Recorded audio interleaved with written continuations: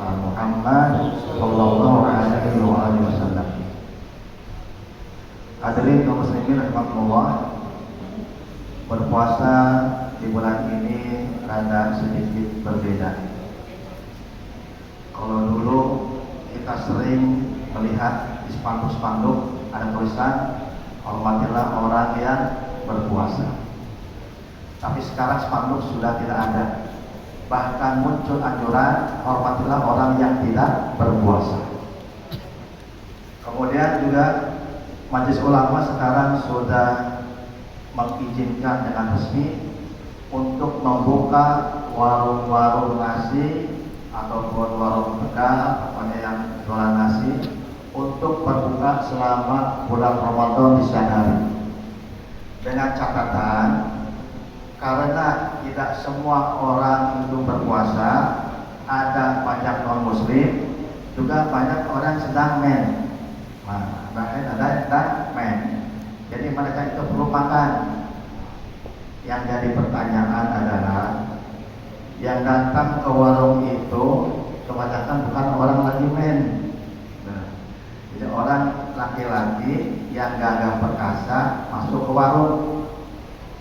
Kalau kita melihat sejarah di zaman baginda Rasulullah SAW sendiri pun dalam fikih dikatakan orang men pun, orang sedang haid pun, bahkan orang sakit pun, musafir pun tidak boleh menunjukkan kalau dia sedang tidak berpuasa. Artinya dia tidak boleh makan minum sembarangan. Nanti takut jadi fitnah, jadi meremehkan agama. Takut dikatakan orang yang meremehkan agama. Jadi oleh karena itu keputusan Majelis Ulama bolehlah kita beraksi, tapi jangan disalahartikan. Maksudnya warung nasi itu bukan disediakan untuk orang yang musafir, orang yang sakit, orang sedang menstruasi. Itu perlu digarisbawahi. Mudah-mudahan kita dan turunan kita bisa ibadah puasa dengan sebaik-baiknya, walaupun godaan begitu hebat di sekali kita. Amin ya Allah. Hadirin kaum muslimin rahimakumullah, sebelum melanjutkan kajian kita tentang sunnah puasa, sedikit tentang menuntut ilmu. Karena kewajiban kita yang sering kita lalaikan, saya juga sama-sama kita rasakan, keluarga saya juga, yaitu kewajiban kita untuk terus belajar menuntut ilmu. Utlubul ilma minal mahdi ilal lahd. Tuntutlah ilmu dari mulai buaya sampai kita masuk liang kubur. Itu kewajiban kita yang tak boleh berhenti. Kemudian saking pentingnya ilmu, banyak hadis yang menerangkan keutamaan orang menuntut ilmu. Di antara lain, man salaka tariqan yaltamasu bihi ilman sallallahu tariqan lahu ilal jannah. Barang siapa yang keluar untuk pergi menuntut ilmu, maka Allah mudahkan baginya jalan ke surga.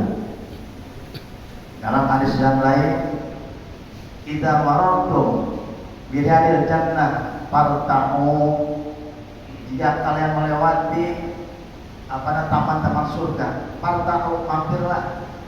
Bahkan kita pertama kita bersenang-senanglah mampir di taman surga. Ditanya, ya Rasulullah, apa itu taman surga? Majelis ilmu. Jadi majelis ilmu itu adalah taman surga yang kalau kita lewat, kita diperintahkan untuk mampir ke taman surga. Banyak keutamaan yang lain, antara lain hadir majelis ilmu adalah lebih baik daripada sholat sunnah 1000 rakaat. Dan kalau kita sengaja sholat sunnah, ada yang mampu kita 1000 rakaat, 23 rakaat itu malam sudah berkurang. Ya, oleh karena itu kewajiban kita untuk belajar jangan sampai kita tinggalkan. Thalabul ilmi fardhun 'ala kulli muslim wal muslimat. Mudah-mudahan dengan adanya sedikit tentang keutamaan ilmu, kita menjadi semakin rajin dan giat untuk hadir di majelis ilmu. Beda dengan di handphone, Pak. Kalau kita buka handphone, ya kan, kadang-kadang anak nangis, tamu datang, telepon masuk, wajar lagi. Jadi kalau kita hadir di sini, pahalanya luar biasa, insya Allah. Kemudian kita melanjutkan dalam kitab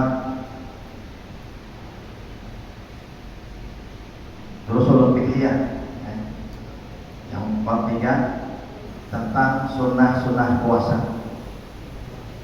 Kemarin kita sudah sampaikan yang pertama, sunnah puasa itu takjilul fitri, menyegerakan untuk berbuka puasa. Yang kedua, wal fitru ala tamrin, berbuka dengan kurma. Berbuka dengan kurma salah satu sunnah di bulan puasa. Kemudian wa takhirus sahur, mengakhirkan waktu sahur. Dan yang keempat, wal iksaru min tilawatil Quran, memperbanyak membaca ayat suci Al-Quran. Karena syahrul Ramadan dikatakan syahrul Quran, bulan yang pernah diturunkan Al-Quranul Karim. Kemudian yang keempat, yang lanjutannya, wa tarkul kalamil fahish kal kadhib wal ghibah, dan meninggalkan perbuatan keji, kotor, sia-sia, termasuk berdosa, berbohong, ghibah, dan juga termasuk dengan ghibah. Hadirin kaum muslimin rahimakumullah, dalam hadis yang lain, salah satu yang menyebabkan hilangnya pahala puasa kita itu kebanyakan dengan sebab lisan kita. Jadi ternyata lisan ini sangat luar biasa. Bahkan dikatakan tajamnya pedang, tajam samurai lebih mudah kita obati daripada tajamnya lisan. Kemana obat kita dicari, bekasnya terus sampai walaupun udah kita maafin, tapi itu pengen terus, sakit hatinya terus. Banyak di antara kita yang suka melakukan dusta. Kemudian ghibah. Ghibah dalam menceritakan keburukan tidak di hadapan orang, di belakang orang yang kita ceritakan keburukannya, aibnya. Yang betul adalah tegur langsung kesalahannya langsung ke orang.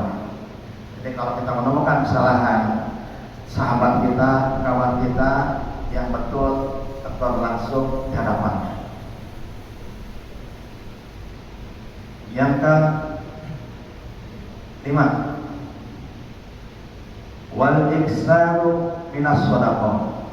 Sunnah-sunnah puasa itu adalah memperbanyak sedekah di bulan puasa.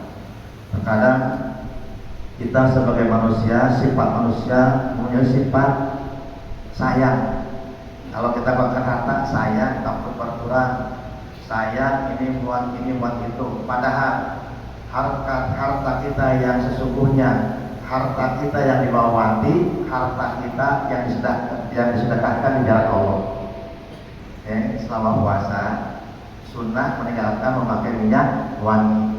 Di luar bulan puasa, sunnah memakai minyak wangi. Karena waktu minyak wangi itu membuat kita jadi harum, wangi, menghilangkan bau. Tetapi ketika kita sedang berpuasa, sunnah untuk meninggalkan minyak wangi. Bagaimana kalau kita pakai nggak haram tapi makruh? Tidak haram tapi makruh. Kenapa? Minyak wangi itu simbol kemewahan. Jadi ketika kita berpuasa pakai minyak wangi, otomatis akan menjadi simbol kemewahan, tidak selaras dengan tujuan puasa kita. Bahkan ini perhatian juga buat keluarga kita yang perempuan, baik istri kita maupun anak kita, tolong nasihati. Apalagi di bulan puasa, di luar bulan puasa pun anak perempuan kita, istri kita jangan memakai minyak wangi yang sampai wanginya tercium oleh orang lain. Nah, kalau sampai tercium dengan orang lain itu dosa. Bahkan dikatakan sama seperti berzina kalau minyak wangi menyebar. Oleh karena itu kita sebagai laki, suami, lebih 10 menit lebih ini. Yang pertama, mari kita hidupkan sunnah-sunnah Rasulullah. Karena sunnah Rasulullah sekarang semakin banyak ditinggalkan, baik sunnah apapun itu namanya. Padahal sekali lagi Rasul bersabda, man ahya sunnati faqad ahabbani wa man ahabbani kana ma'i fil jannah. Barang siapa yang menghidupkan sunnah-sunnahku, berarti ia telah cinta kepadaku. Dan barang siapa yang cinta kepadaku, maka kelak ia akan bersamaku di surganya Allah Subhanahu wa Ta'ala. Subhanallah. Mudah-mudahan kita termasuk orang-orang yang cinta dengan sunnah Rasul dan dalam sunnah-sunnah Nabi besar Muhammad Sallallahu Alaihi Wasallam. Kemudian kesimpulan yang kedua, ternyata menjaga puasa itu sulit. Menjaga puasa itu sulit, tetapi menjaga pahala puasa jauh lebih sulit. Salah satu contoh tadi, ketika kita berdusta, Astaghfirullah Rabbal baraya, Astaghfirullah minal khataya, Astaghfirullah Rabbal baraya, Astaghfirullah minal khataya, Rabbi zidni ilman nafi'an wa wafiqni amalan salihan, Rabbi zidni